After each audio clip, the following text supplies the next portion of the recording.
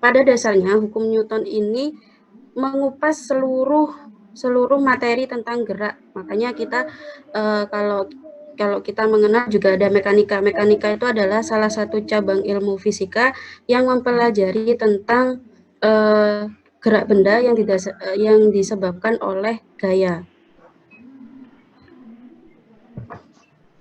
Oke.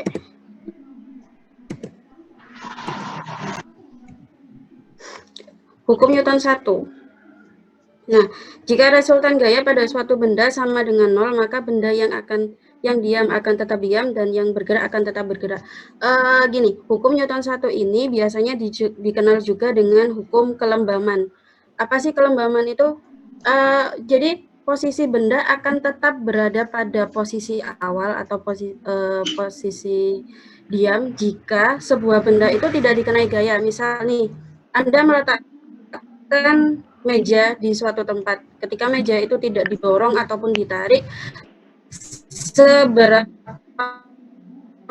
pun dia akan tetap tarik, didorong, dia akan bergerak atau berpindah tempat, kayak gitu. Maka rumusnya di sini adalah sigma F sama dengan 0. Oke, hukum Newton 2 ini lebih pada kepersamaannya. Kita semua tahu bahwa gaya itu merupakan hasil kali dari massa dan percepatan. Nah, mereka adalah berbanding lurus. Jadi, ketika bendanya itu kecil, anggaplah misalnya bendanya kecil, kita kenakan gaya yang besar, maka percepatannya akan semakin besar atau semakin cepat. Sebaliknya, jika misalnya bendanya kecil tapi kita memberikan gaya kecil, maka percepatannya juga kecil. Ini rumus dasarnya. Hukum Newton 3. Hukum Newton 3 itu lebih dikenal dengan aksi reaksi. Besarnya aksi itu akan sama dengan besarnya reaksi. Maka kalau kita misalnya nih mendorong benda di bidang yang licin sama bidang yang kasar, aksi yang kita berikan atau gaya yang kita butuhkan akan lebih besar di tempat yang kasar atau lintasan yang kasar dibandingkan dengan lintasan yang licin. Nah, kenapa kok seperti itu? Karena kita mengenal ada gaya gesek. Gaya gesek merupakan gaya reaksi dari dorongan atau tarikan yang kita berikan pada sebuah benda. Oke, macam-macam gaya. Di sini nanti kita akan mengenal ada gaya normal. Gaya normal itu ciri utamanya adalah selalu tegak lurus dengan bidang. Jadi bagaimanapun bidangnya, dia akan selalu tegak lurus. Oke. Nah, jadi ini berarti ketika misalnya bendanya horizontal seperti ini, maka gaya normalnya selalu tegak lurus, berarti vertikal. Tapi ketika bendanya membentuk sudut seperti ini, gaya normalnya juga tetap dia mengikuti sudut pada bidang. Terus, jika vertikal seperti ini, maka gaya normalnya adalah horizontal. Selanjutnya adalah gaya berat. Gaya berat itu adalah gaya yang selalu mengarah ke pusat gravitasi atau ke pusat bumi. Jadi, bagaimanapun bidangnya, dia akan selalu mengarah pada pusat gravitasi. Jadi, seperti ini. Selalu mengarah ke bawah. Oke. Selanjutnya ada gaya gesek. Nah, gaya gesek ini poin utamanya adalah dia selalu berlawanan dengan arah gaya. Misal, Anda menarik meja ke kanan, berarti gaya geseknya adalah ke kiri. Atau misalnya Anda mengangkat beban, jadi berarti kan geraknya ke atas, maka gaya geseknya itu adalah ke bawah. Memang diangkat bisa ada gaya geseknya, bisa. Kita ada gaya gesek antara udara ataupun angin. Oke, jadi ibaratnya gini. Yang warna merah ini adalah gaya yang kita berikan, maka gaya geseknya akan ke kiri. Begitupun juga seperti ini. Oke, paham? Selanjutnya, nah, kemarin saya minta panitia untuk seluruh peserta menyiapkan kertas ya. Ya, Kak. Oke, sekarang saya minta untuk Anda semua, peserta semuanya menggambarkan gaya-gaya yang bekerja pada benda. Jadi, gaya apa saja yang bekerja pada ini atau benda ini. Oke, saya tunggu 3 menit. Silakan digambarkan sekarang. Sudah? Kalau sudah, silakan arahkan gambarnya pada kamera masing-masing. Oke, saya cek.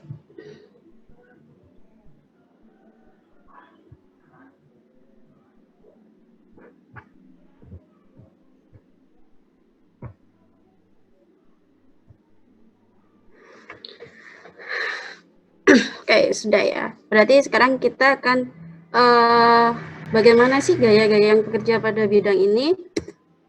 Yang pertama, ada gaya normal yang selalu tegak lurus dengan bidang. Selanjutnya, ada gaya berat, ada gaya gesek. Jadi kita tadi asumsikan bahwa semua bidang adalah kasar ya. Jadi dia memiliki gaya gesek. Kenapa kok gaya geseknya ke arah kiri? Karena saya mengasumsikannya bahwa benda akan turun ke bawah. Jadi gaya pada benda itu yang berada di sini, gaya pada benda ini dia akan mengarah ke kanan. Makanya gaya geseknya ke kiri. Selanjutnya ada gaya tegang tali. Di sini ada gaya tegang tali.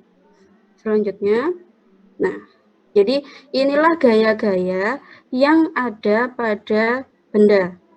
Oke, selanjutnya coba digambarkan lagi bagaimana ketika benda itu bentuknya seperti ini. Silakan.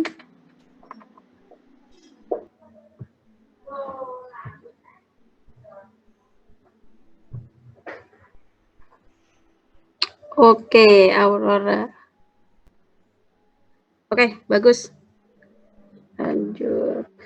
Oke, yang lainnya apakah sudah?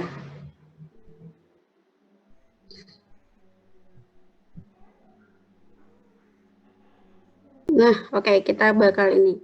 Nah, sama seperti tadi prinsipnya, gaya normal itu selalu tegak lurus dengan bidang, maka dia akan membentuk sudut sesuai dengan alfanya. Yang kedua adalah ada gaya berat. Gaya beratnya itu selalu menuju ke pusat gravitasi. Selanjutnya, ada gaya gesek di sini. Nah, benda ini pasti akan meluncur ke bawah, maka gaya geseknya ke atas. Oke. Nah, ini W sin alfa merupakan proyeksi dari gaya gaya berat. Sedangkan W cos alfa juga dia adalah proyeksi dari gaya berat. Nah, apa sih W sin alfa ini? W sin alfa ini adalah gaya luncurnya. Jadi, meskipun benda ini tidak dikenakan gaya, dia akan tetap meluncur ke bawah karena pengaruh dari gravitasi. Oke, selanjutnya coba digambarkan lagi jika jika bendanya seperti ini.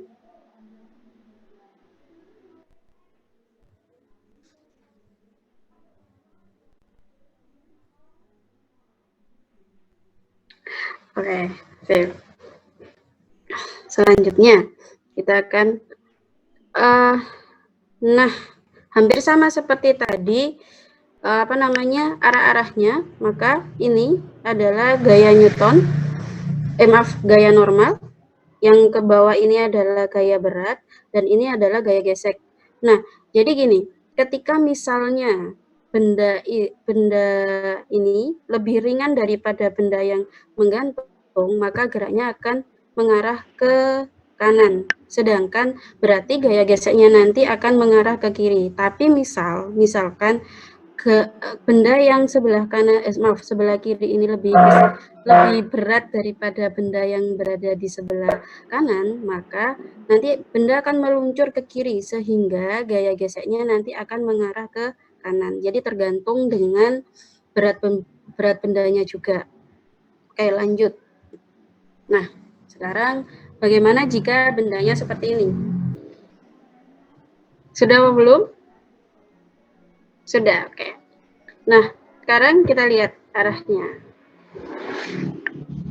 Oke, jadi gini, hampir sama seperti pokoknya semua bidang miring itu pasti arah gayanya seperti ini.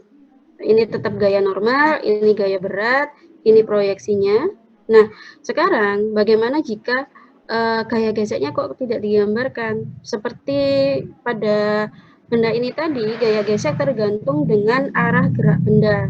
Jadi, arah gerak bendanya, misalnya arah gerak bendanya ke kanan, maka gaya geseknya ke kiri. Begitupun juga jika misalnya arah geraknya ke kiri, maka gaya geseknya ke kanan. Bagi saya, untuk saya sendiri, menggambarkan setiap gaya. Untuk kenapa sih setiap soal itu harus digambarkan gayanya seperti ini? Nah, arah gaya atau menggambarkan setiap arah gayanya ini sangat penting untuk menentukan rumus yang akan kita pakai nanti pada pengerjaan soal. Jadi gini, ini termasuk pada hukum aksi reaksi, dan juga kita harus tahu bahwa gaya itu merupakan besaran vektor, jadi dipengaruhi oleh nilai dan arahnya. Gampang saja, nanti misalnya nih kita buat patokan saja diagram Kartesius. Untuk arah gerak kanan berarti kita pakai positif, arah gerak kiri kita pakai negatif. Begitu juga untuk arah gerak sumbu Y positif, berarti ke arah ke atas positif, ke arah bawah negatif. Nah, lalu bagaimana jika ternyata hasil hitung kita itu negatif? Nah, hasil hitung kita yang negatif itu hanya menandakan bahwa arah kita terbalik, tapi tidak mempengaruhi nilai. Nilainya akan tetap sebesar hasil hitung Anda. Jadi tidak perlu khawatir, misalnya di pilihan ganda atau soal tidak ada nilai negatif, maka Anda cukup mengambil angka hasil hitung Anda, karena tanda negatif atau positif hanya menggambarkan arahnya saja. Oke.